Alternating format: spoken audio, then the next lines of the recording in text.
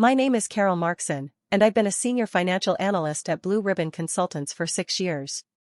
6 years of exemplary performance reviews, of projects delivered ahead of schedule, of building relationships across every department in our mid-sized firm. I'm not the loudest person in the room, never have been. I don't dominate meetings with expansive gestures or fill silence with unnecessary chatter. My mother used to say I was born observing, content to watch and listen before forming opinions. In high school, while other kids were campaigning for student council with flashy posters and lunch table speeches, I was tutoring classmates in calculus and helping the student treasurer balance the activity fund books. But I know my numbers. I know them cold. And I'd built that Q4 budget proposal from the ground up, identifying cost savings that would preserve jobs while positioning us for growth in an uncertain market. The proposal wasn't just spreadsheets and projections, it was 3 months of investigation. I'd interviewed department heads during their lunch breaks, reviewed 5 years of spending patterns, analyzed vendor contracts line by line to find redundancies. I'd even spent a Saturday afternoon in the archives room, dusty and windowless, pulling old budget reports to understand historical context. Blue Ribbon Consultants had been my professional home since I left graduate school with a master's in finance and more student debt than I wanted to calculate.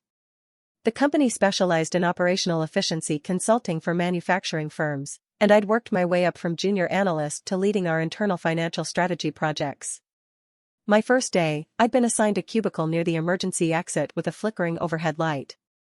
6 years later, I had a window seat on the 3rd floor and a reputation as the person who could untangle any financial mess. Warren Hutchins, my manager for the past 2 years, was the VP of Finance, a man who'd transferred in from our West Coast office with a reputation for being results-oriented and no-nonsense. What that actually meant, I discovered, was that he valued competence over competence, presentation over substance. He had an MBA from a prestigious program and liked to mention it in meetings. He wore expensive suits that whispered rather than shouted their cost. And he had a habit of interrupting people mid-sentence if he thought they were taking too long to make a point. The next morning, I arrived at Warren's office at the requested time, 8:30 a.m., before most of the building had filled with the usual hum of activity. The executive floor always felt different from the rest of the building, thicker carpet, better lighting, actual artwork on the walls instead of motivational posters. Warren's assistant hadn't arrived yet, so his door stood open. He was standing by his window, hands in his pockets, looking out at the parking lot below where early arrivals were still finding spaces. "Carol, come in." "Close the door." I did, my folder of presentation notes clutched against my chest like a shield. The folder was navy blue, professional, organized with color-coded tabs. I'd labeled each section precisely: executive summary, methodology, department-by-department analysis, risk assessment, implementation timeline. I'd even included a section on change management strategies because I knew the finance committee would ask about employee impact. He turned, offering me what I suppose he thought was a reassuring smile. The morning sun caught the silver at his temples, giving him that distinguished look that probably served him well in client meetings. "Look, I know you put work into this budget proposal." "Good work, probably. But Thursday's presentation is crucial. The finance committee is bringing in external board members this quarter. Optics matter." "Optics," I repeated, keeping my voice level. My grandmother's advice echoed in my head: when you're angry, speak quietly. Make them lean in to hear you. Stephanie has a certain executive presence. She's done investor relations, she knows how to work a room. You're brilliant with the details, Carol, don't get me wrong. Absolutely brilliant. I've always said that about you. But this is about selling the vision, not just presenting numbers. It's about making people feel confident about the direction we're heading. I felt heat rising up my neck, but I swallowed it down. The budget proposal is built on 18 months of trend analysis and departmental interviews. I know every assumption, every variable, every single calculation. Stephanie wasn't involved in developing any of it. Warren waved a hand dismissively, and I noticed his college ring, another signal of pedigree. "She'll get up to speed. You'll brief her, share your files. She's a quick study. Very sharp. She picked up our client portfolio in, 2 weeks? 3? When does she need the briefing?" "This afternoon would be good. Presentations tomorrow at 2. Less than 24 hours. I nodded slowly, not trusting myself to say what I actually thought. The words I wanted to use weren't appropriate for a VP's office, even if they were perfectly appropriate for the situation. Here's what you need to understand about me. I grew up as the middle child in a family where being overlooked was standard operating procedure. My older brother was the athlete, bringing home trophies from track meets and basketball tournaments. My younger sister was the charmer, the one who could walk into a room and immediately become its center. I was the quiet one who disappeared into books and found comfort in the predictability of mathematics. Numbers didn't play favorites. They didn't care about charisma or who told the better story at dinner. They simply were. 2 plus 2 equaled 4 whether you whispered it or shouted it, whether you said it with confidence or hesitation. That attraction to objective truth led me to finance.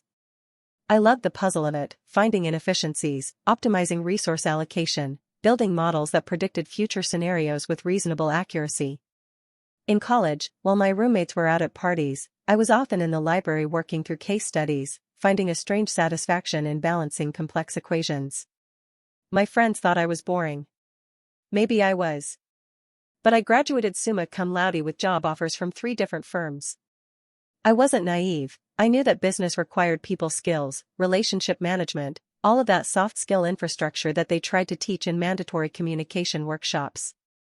But I'd always believed that exceptional work would speak for itself. That if you were the person who consistently delivered results, who caught errors before they became problems, who could see patterns in data that others missed, that person would be valued.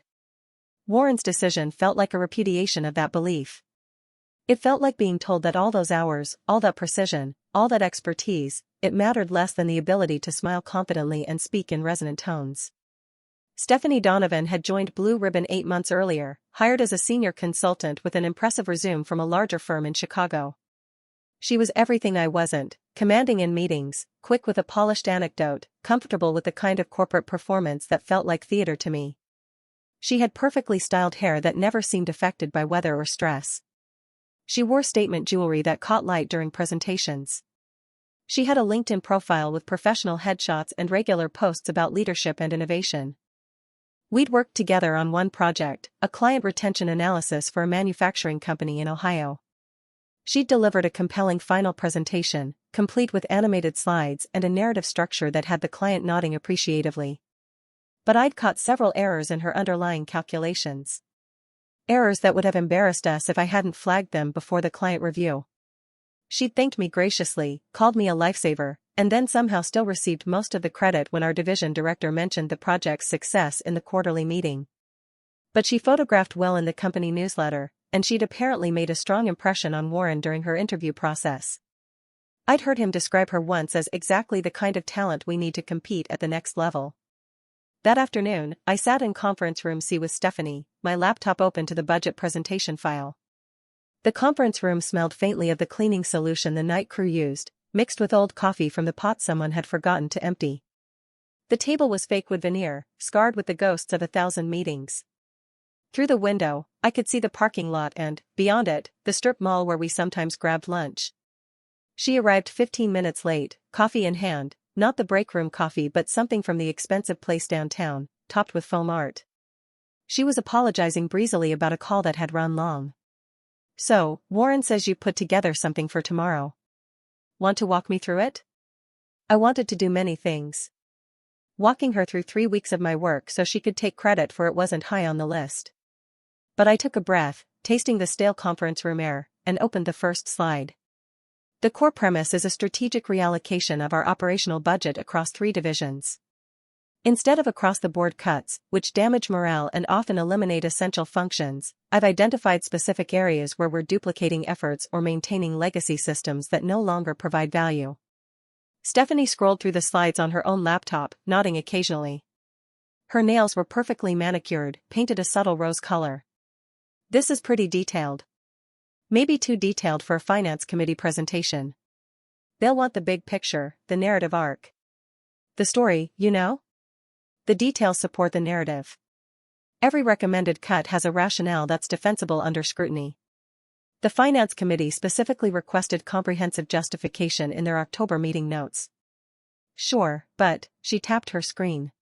"This slide here, about the software licensing consolidation. It's like, a lot of text. People's eyes are going to glaze over. You need more visuals, maybe some icons or something. Those text blocks explain why we can reduce costs by 32% without impacting functionality. The analysis includes interviews with all 17 department heads about their actual usage patterns versus what we're paying for. Stephanie leaned back in her chair, studying me with an expression I couldn't quite read. You seem tense about this. I've spent 3 weeks on this proposal. 3 weeks and multiple weekends. 3 weeks of careful research and validation. 3 weeks that were apparently worth less than Stephanie's ability to gesture expressively. And I'm sure it's solid. Warren wouldn't have asked me to present it if he didn't think it was good. But he asked me to present it, so I need to make it work for my style. You understand. I understood perfectly. I understood that my work was about to be repackaged with a prettier bow, streamlined for palatability, stripped of the technical precision that made it defensible. And that whatever success it achieved would reflect on Stephanie's executive presence rather than my analytical rigor. We spent 2 hours going through the presentation. Stephanie asked questions that revealed she didn't fully grasp the methodology behind several key recommendations. She didn't understand the difference between fixed and variable cost structures. She couldn't explain why we'd chosen a phased implementation approach instead of immediate changes. She kept asking me to simplify explanations that were already as simple as they could be while remaining accurate. I explained, patiently, while she took notes in a leather-bound notebook that probably cost more than I spent on groceries in a month.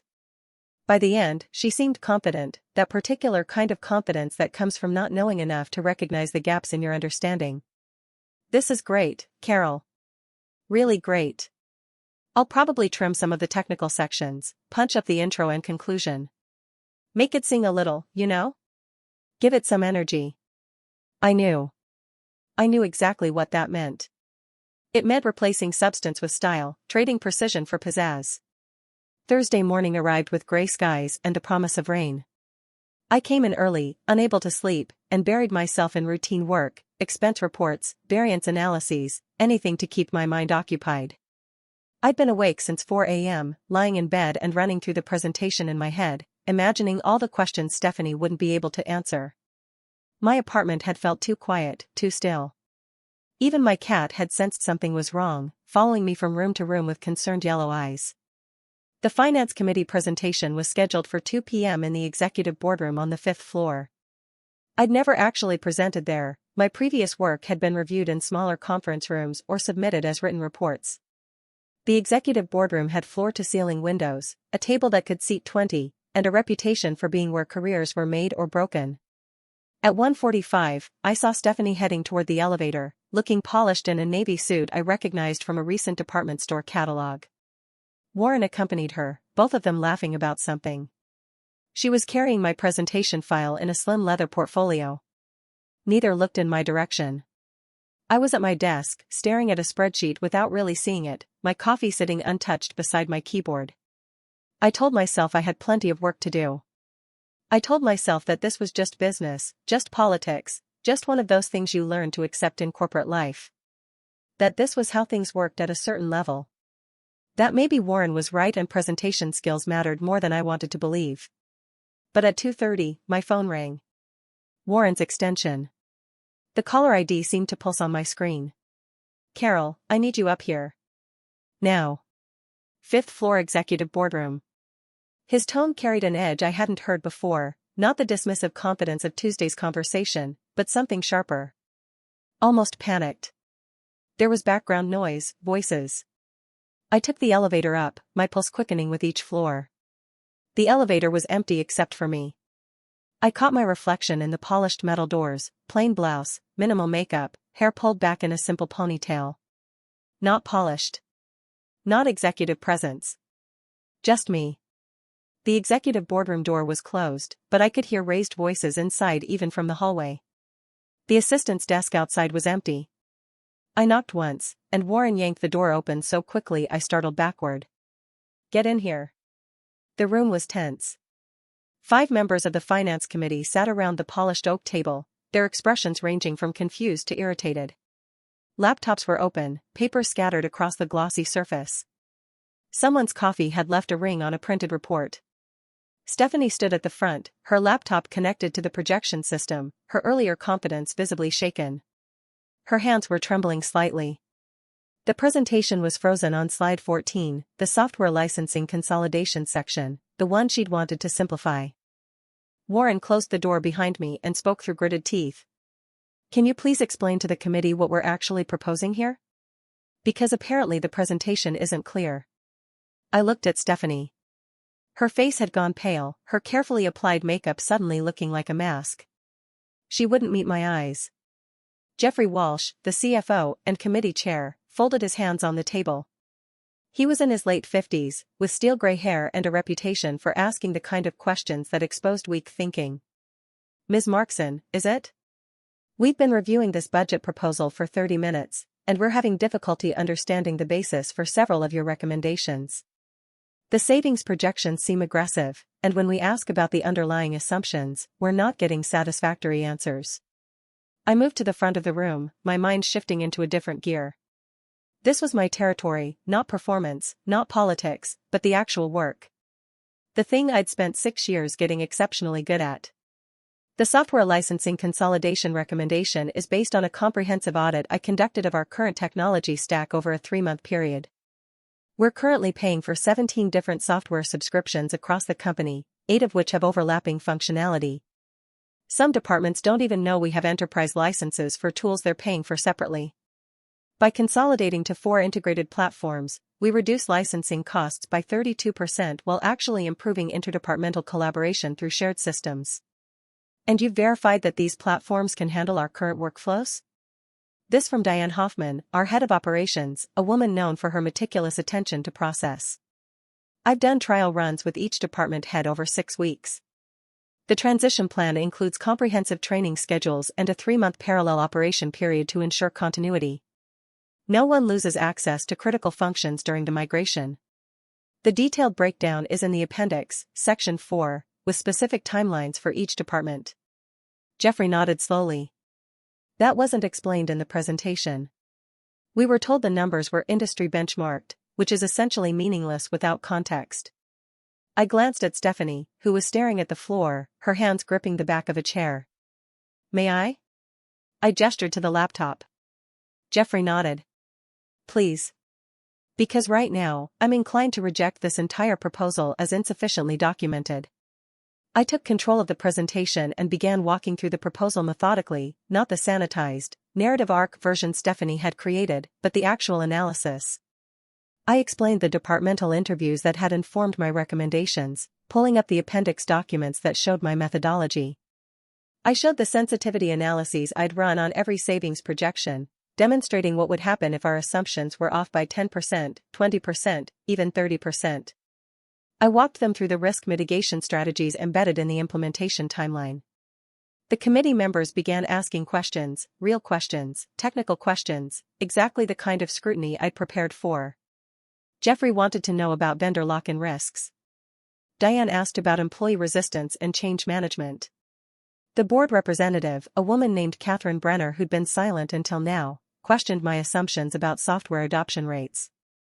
I answered each one, referencing specific data points, acknowledging limitations where they existed, defending assumptions with evidence. When Jeffrey challenged my projected timeline, I pulled up historical data showing how long similar transitions had taken in comparable companies. When Catherine questioned whether our staff could learn new systems, I showed training completion rates from our last software implementation and explained how I'd factored those patterns into my schedule. 40 minutes later, Jeffrey leaned back in his chair, exchanging glances with the other committee members. This is substantially more robust than what we'd been hearing. Ms. Markson, why weren't you presenting this from the start? Before I could answer, Warren jumped in. Carol developed the proposal, but we thought, given the audience, that Stephanie's presentation skills would be more appropriate for the committee. Presentation skills are useless without substance, Jeffrey said flatly. And several of these recommendations directly impact my budget, so I need to understand them thoroughly, not hear them packaged as corporate theater. The silence that followed was exquisite. Jeffrey addressed Warren directly, and there was steel in his voice. I'm unclear on the decision-making process here. You assigned Ms. Markson to develop this proposal, then had someone else present it who apparently didn't understand the content well enough to answer basic questions. That's not how we operate, and frankly, it's not how I expect my VPs to operate. Warren's jaw worked for a moment. I made a judgment call about presentation style. Your judgment call wasted this committee's time and nearly resulted in us rejecting a proposal that actually has merit. We have board members here who've flown in specifically for this review. Do you understand the optics of that? Jeffrey turned to me. Ms. Markson, can you leave us the full analysis? I want to review the appendices before we make a final determination. Of course. I'll email the complete file within the hour, including the departmental impact assessments and implementation roadmap. There's also a cost-benefit analysis broken down by quarter if you'd like to see the cumulative effect over the fiscal year. Excellent. We'll reconvene Monday at 10 a.m. for a final discussion. I expect you to present, Ms. Markson. Not a surrogate. The emphasis on that last word landed like a hammer. Stephanie had already quietly gathered her things and slipped out a side door. Warren stood frozen, his expression somewhere between embarrassed and furious. The following Monday, I presented to the Finance Committee again, this time from the beginning, on my own terms. I wore the same plain blouse I always wore, pulled my hair back the same way, used no special presentation tricks. I just showed them the work. The real work, with all its complexity and nuance intact. They approved the budget proposal with minor modifications, and Jeffrey specifically noted in the meeting minutes that the thoroughness of the analysis had been exemplary and precisely what we should expect from our financial planning team. Catherine Brenner, the board representative, stopped me afterward to say it was one of the most well-researched proposals she'd reviewed in her 5 years on the board. Warren barely spoke to me for 3 days after that second presentation. He walked past my desk without acknowledgement, skipped our regular check-in meeting, and communicated through terse emails when absolutely necessary. The office noticed. Kyle from accounting asked if everything was okay. Our administrative assistant, Helen, who'd been with the company for 15 years, just gave me a knowing smile and squeezed my shoulder. When Warren finally called me into his office, it was late on a Thursday afternoon. The sun was setting, throwing long shadows across his carpet. He sat behind his desk, and there was something different in his posture, less of the casual authority he usually projected, more tension in his shoulders. The committee was impressed with your work, he said carefully. Thank you. Jeffrey suggested you should take the lead on the Q1 strategic planning presentation as well. Did he? Warren shifted in his chair, and I noticed he wasn't making eye contact. Look, Carol. I made a call that didn't work out. But you have to understand, in this business, it's not always about who has the best analysis. It's about who can sell the vision, who can make people believe. That's what gets projects approved, what gets budgets increased. I let that sit between us for a moment before responding. Outside his window, I could see the parking lot emptying out, people heading home to their real lives. The Finance Committee didn't need a sales pitch, Warren. They needed someone who understood the proposal well enough to defend it under scrutiny. That was always going to be me, whether you realized it or not. He didn't have a response to that. Over the following months, things shifted at Blue Ribbon Consultants. Not dramatically, this isn't a story about grand vindication or sudden promotion. But Jeffrey began pulling me into higher-level strategic discussions, asking for my input on capital allocation decisions and long-term planning. Other department heads started coming directly to me with questions about budget planning and resource allocation, bypassing Warren entirely. My cubicle became a stop on people's rounds, my opinion sought out. Warren's influence over my work diminished in inverse proportion to my visibility with senior leadership. He still attended meetings I was in, still technically approved my projects, but there was a tacit understanding that I had access and credibility he couldn't control. Stephanie left the company 4 months later for another position at a consulting firm in Boston. I heard through the office grapevine that she'd been frustrated with the technical focus of Blue Ribbon's culture, that she felt her talents were better suited to client-facing work where relationship management mattered more than analytical depth. I wished her well, genuinely. She was good at what she did, it just wasn't the same thing I did. We needed both kinds of people, probably, but they shouldn't be interchangeable. The real lesson, the one I carry with me now, isn't about office politics or proving people wrong. It's simpler and maybe more important, there's a difference between polish and competence, between presenting well and knowing your material so thoroughly that you can defend it from any angle, answer any question, acknowledge any limitation. Warren had assumed the finance committee wanted someone who could perform competence even without deep understanding. What they actually wanted was someone who'd done the work, who'd thought through the implications, who could stand behind the recommendations with evidence and logic. I still work at Blue Ribbon Consultants. I still prepare detailed analyses that some people probably find too technical, too dense with data. I still use more spreadsheets than slide animations. But I've stopped apologizing for that. The numbers tell stories if you know how to read them, and I've learned that the people who matter, the ones making actual decisions, the ones whose approval determines whether projects succeed or fail, want substance over style. Jeffrey retired last year, and at his farewell lunch, he pulled me aside. "You know what impressed me most about that budget presentation," he said. "It wasn't just that you knew your material. It was that you didn't try to hide what you didn't know. When Catherine asked about the adoption rate assumptions, you could have bluffed. Instead, you acknowledged the uncertainty and explained how you'd accounted for it. That's rare. That's valuable." I think about that conversation often. About the difference between competence and honesty, between performing expertise and actually having it. So here's my question for you: have you ever had your work dismissed or reassigned because someone assumed you weren't polished enough? How did you handle it? Did you fight for your place at the table, or did you let someone else take the credit? And what happened when the questions got hard, when the surface-level understanding wasn't enough anymore? Drop your stories in the comments. I'd love to hear how you navigated those moments when your competence was questioned simply because you didn't perform it with enough flash, enough style, enough of whatever arbitrary standard someone decided mattered more than actual expertise.